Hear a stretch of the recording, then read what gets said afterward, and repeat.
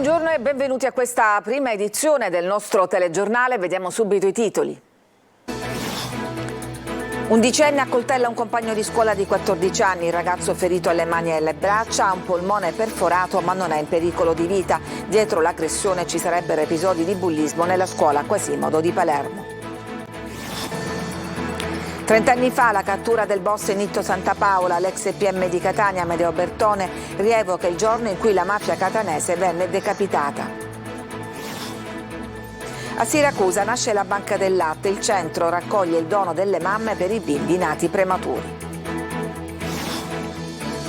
2 anni fa ci lasciava Franco Battiato, numerose le iniziative in onore del cantautore. Luca Madonia lo ricorda con L'Alieno, nuovo singolo estratto dal suo ultimo album. Calcio, il Catania vince a Brindisi ma è fuori dalla pool scudetto, il saluto e la commozione dell'allenatore Ferraro. La società ha già al lavoro per la prossima stagione tra i professionisti.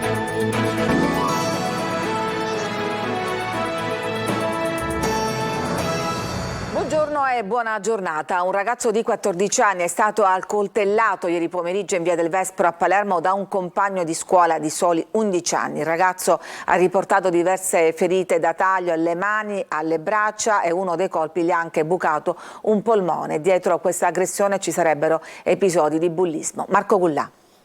Ci sarebbe un caso di bullismo alla base dell'accoltellamento di un 14enne da parte di un compagno di scuola undicenne avvenuto nel pomeriggio a Palermo, in via del Vespro, in un quartiere popolare vicino al Policlinico Universitario.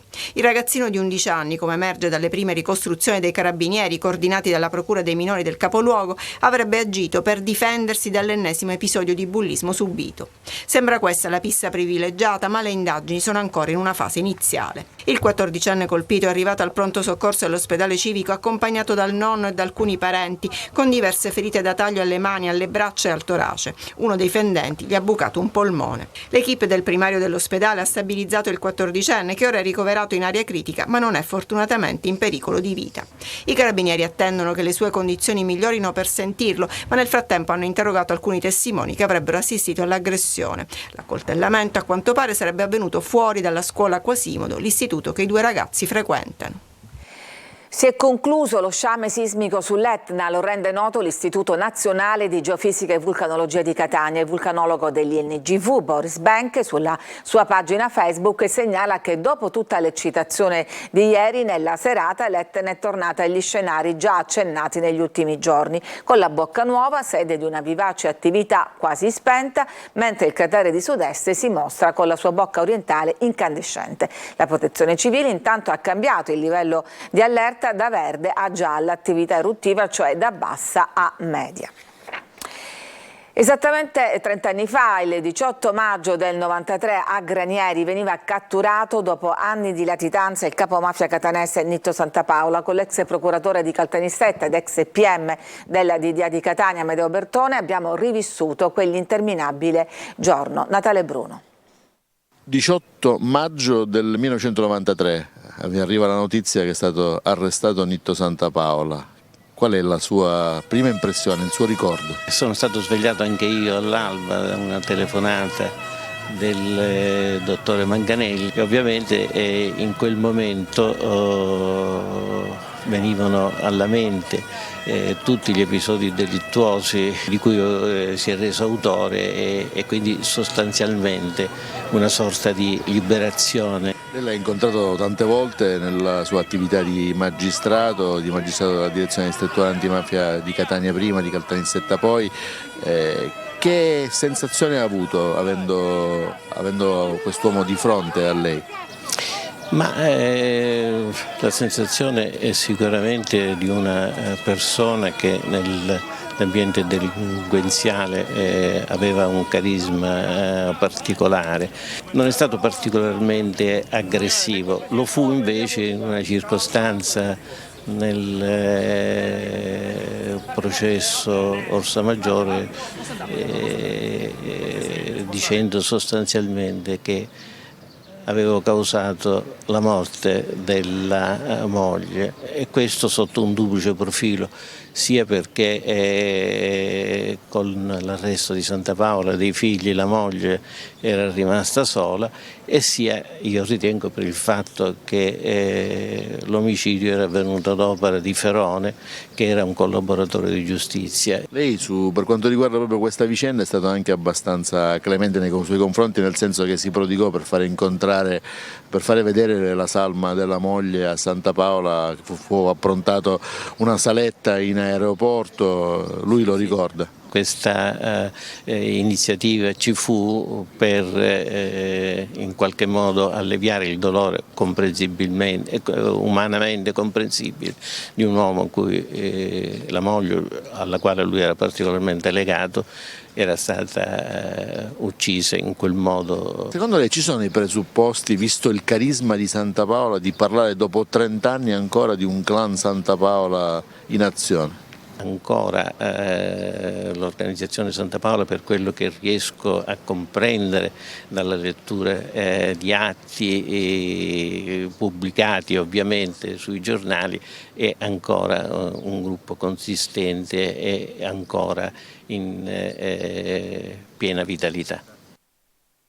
Si è concluso con 3 condanne e 10 assoluzioni il processo nato da un'inchiesta del 2014 su un giro di tangenti incassate da pubblici ufficiali in cambio di omesse denunce di abusi edilizi. L'inchiesta che ha portato al processo e che ipotizzava a vario titolo reati di concussione, induzione a dare o promettere utilità, truffa e peculato coinvolgeva tra gli altri alcuni funzionari del Corpo Forestale, un imprenditore, un dipendente della RAP, la società che si occupa dello smaltimento dei rifiuti, ed un operaio forestale stagionale. Il ministro della Salute Orazio Schillaci è stato in visita nei giorni scorsi a Catania ed ha affrontato i temi della sanità in Sicilia, tra carenza di medici ed infermieri, lunghe liste di attesa e pronto soccorso intasati. Adelaide Barbagallo.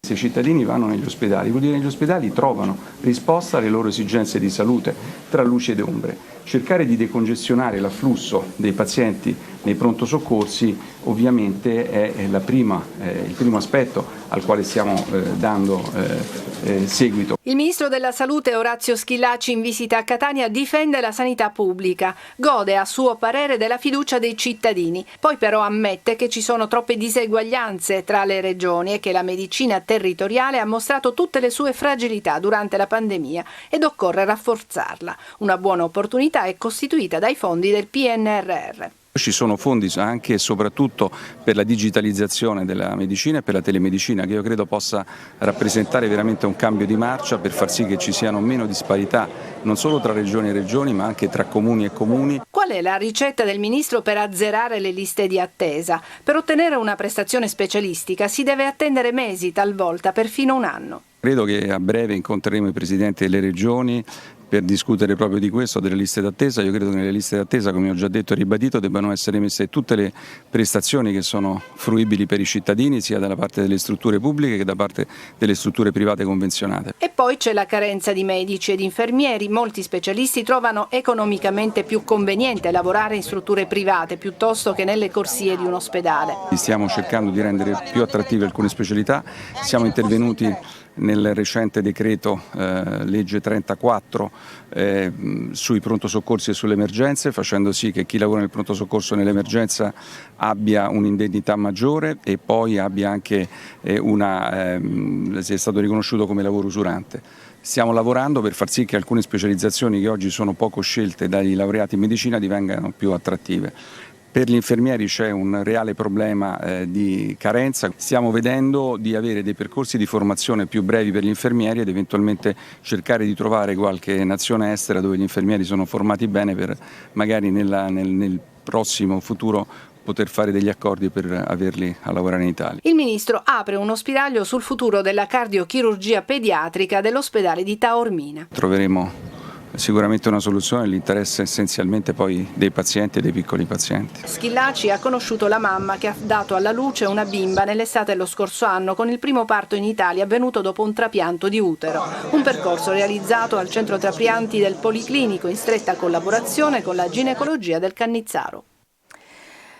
Il governo nazionale si dice vicino all'isola di Lampedusa e rassicura la comunità annunciando una serie di provvedimenti. Vediamo quali in questo servizio. Siamo al vostro fianco, non vi abbandoniamo. Sono le parole del Presidente della Repubblica Sergio Mattarella rivolte al sindaco di Lampedusa Filippo Mannino. Il Presidente della Repubblica ha rassicurato il primo cittadino lampedusano sull'attenzione del governo nei confronti dell'isola. Lampedusa quindi a 360 gradi, dai 1000 posti in più all'hotspot di Contrada Imbriacola al potenziamento del poliambulatorio. Proprio dal sottosegretario alla salute Marcello Gemato è stata inaugurata una camera a pressione negativa per l'isolamento di pazienti con malattie infettive contagiose. Questa struttura permette quindi il trasporto in sicurezza di pazienti con malattie infettive contagiose che interessano il registro sanitario internazionale come scabbia, morbillo e il cosiddetto morbo delle scimmie. La dotazione in questo poliambulatorio multispecialistico con 21 diverse specialità servirà e renderà una migliore offerta ai turisti che d'estate affollano l'isola, ai lampedusani e anche agli immigrati che ne dovessero aver bisogno. Si dota un poliambulatorio specialistico di un ulteriore tassello importante nella gestione delle varie patologie emergenti. Attenzione costante quindi sull'aspetto sanitario nell'isola di Lampedusa, che nelle prossime settimane, come ogni estate, sarà meta di turisti, ma al contempo sarà presa d'assalto dai tantissimi migranti che con il bel tempo proveranno a raggiungere le coste italiane. La Sicilia è la quarta regione in Italia per numero di banche del latte. È stata inaugurata all'ospedale Umberto I di Siracusa un nuovo centro molto utile ai nati prematuri. Francesco Aloi. Una notte insieme al dottore Tirantello io assistevo una paziente, o meglio ero al seguito di una paziente che seguivo in gravidanza. La paziente aveva delle patologie per cui non avrebbe potuto, patologie molto gravi, un carcinoma per cui non avrebbe potuto allattare la bambina che veniva al mondo, e da lì il dottore Tirantello ha detto che la possibilità ci sarebbe stata se avessimo avuto la banca del latte. Adesso la banca del latte umano donato c'è anche a Siracusa, oggi l'inaugurazione all'Umberto I. L'Umberto I continua a dare e a aumentare i propri servizi. Selezionare, raccogliere, conservare e distribuire è questo lo scopo della banca. Così le mamme ritenute idonee potranno donare il loro latte, che sarà utile per i nati prematuri e non solo. Farmaci sono stati sperimentati, nuovi latti ma sempre formulati, e invece avevamo la soluzione proprio dietro l'angolo perché è il latte materno. Qui, dove c'era la direzione sanitaria, adesso c'è questo nuovo servizio. I locali sono stati ristrutturati e arredati da Rotary Club Siracusa Monticlimiti e Isa Blue Coil, che hanno donato anche le apparecchiature. Avete collaborato anche voi? Chi meglio di noi, in qualità di mamme, potevamo sostenere questo bellissimo progetto che finalmente oggi ne vediamo la realizzazione. La Sicilia va sempre avanti, ora è diventata la quarta regione in Italia per numero di banche. In Sicilia ci sono 4 banche, questo è estremamente importante perché la Sicilia, che era indietro come numero di banche fino a pochi anni fa, c'era solo Palermo, adesso è diventata la quarta regione in Italia come numero di banche, ce ne sono 4 e c'è oltretutto un piano a livello regionale per collegare queste banche e collegare il servizio in tutta la regione Sicilia. Ci fermiamo, c'è una pausa per la pubblicità, torniamo subito dopo.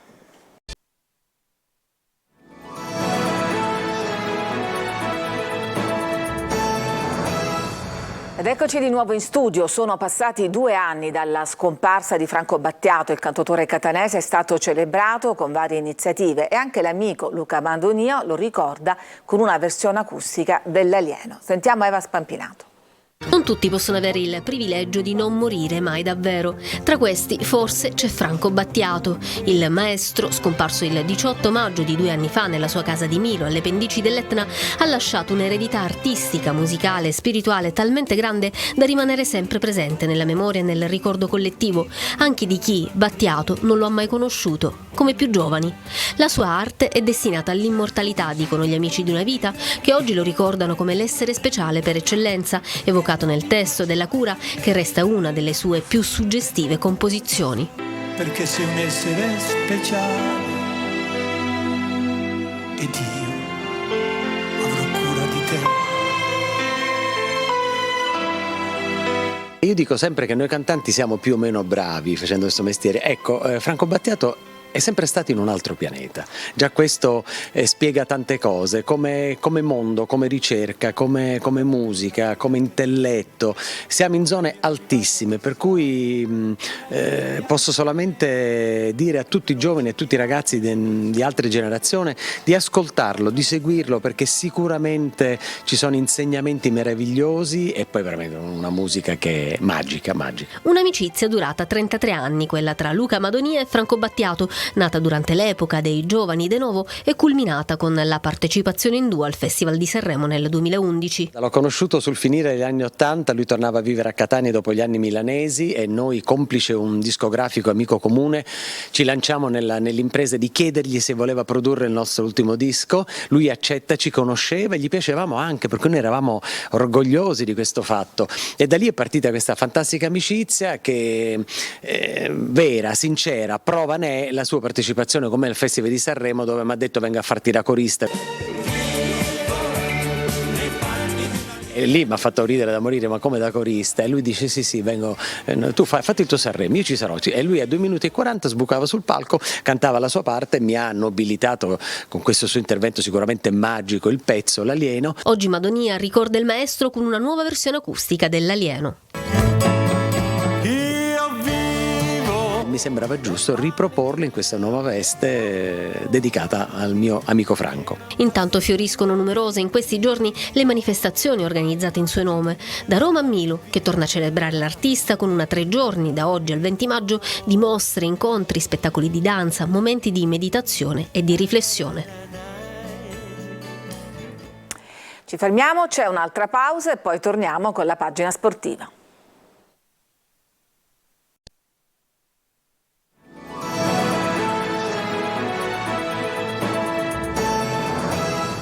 Ed eccoci alla pagina sportiva. Il Catania chiude la sua stagione con la vittoria di Brindisi, ma i 3 punti non servono per continuare a sperare nello scudetto dei dilettanti. Ferraro saluta con commozione a fine gara, la società adesso si tuffa nel futuro tra i professionisti. Marco Carli.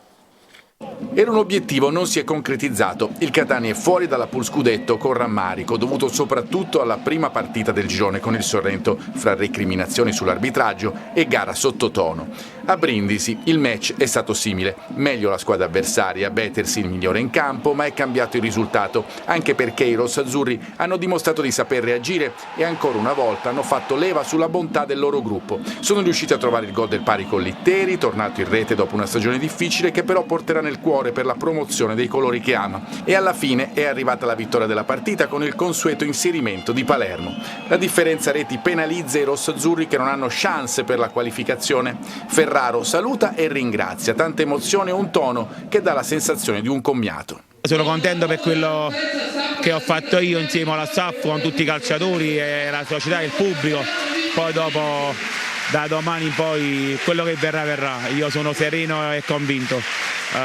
Dico, a volte ho sentito dopo la sconfitta col Sorrento, ho sentito tante cose che a volte secondo me sono troppe, che non vanno, perché uno dopo la partita si mette a guardare, a giudicare, e dico che non va bene. La società, che ha già parlato col tecnico di questa stagione, ha avviato nuovi contatti, vaglia e valuta. La decisione arriverà a breve. A bocce ferme, dopo un periodo di necessaria analisi al culmine di un anno nel complesso meraviglioso e che nella memoria di tutti resterà quello della rinascita del calcio a Catania. Ci sta questa punta di emozioni, perché quando sono venuto a Catania il 28 luglio e arrivare qui alla fine è stato davvero un motivo importante. Poi in un percorso di un campionato è normale che quando qualcosa va male ci sta sempre di puntare il dito contro l'allenatore, però a volte bisogna valutare bene tante situazioni, che a volte siamo troppo superficiali a condannare una persona, e questo mi dispiace, perché davvero sono state tante notti insonni che abbiamo fatto insieme allo staff solo per questa maglia e per raggiungere questo obiettivo.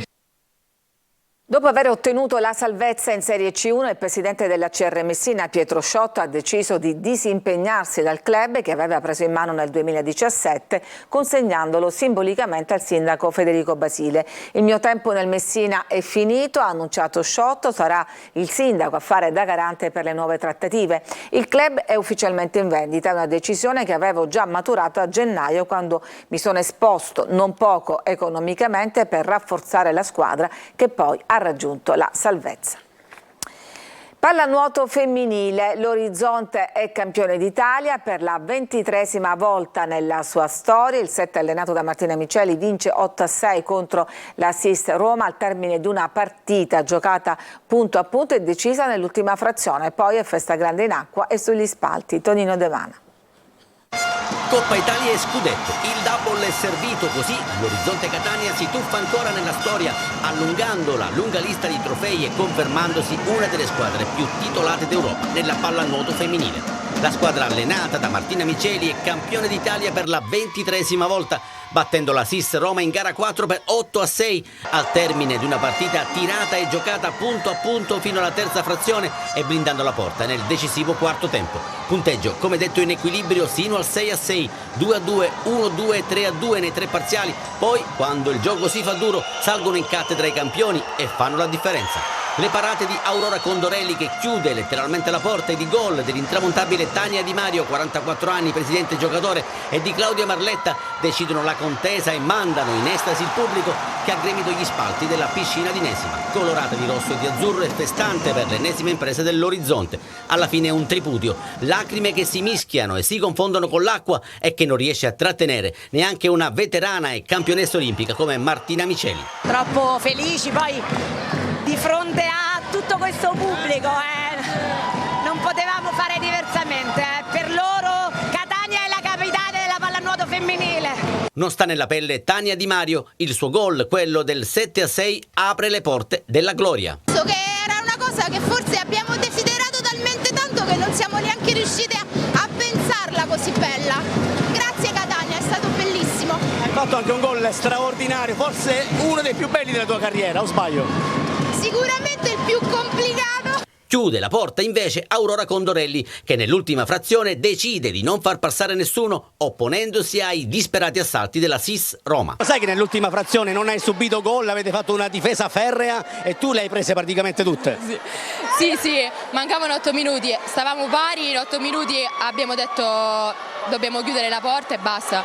La partita deve essere nostra, con tutto questo pubblico a casa nostra non basta nessuno. La consegna della Coppa, simbolo del trionfo, è il sigillo finale, ma all'orizzonte ci sono ancora altri traguardi e nuove sfide. Ed è tutto per questa edizione, grazie per averci seguito, vi auguro una buona giornata.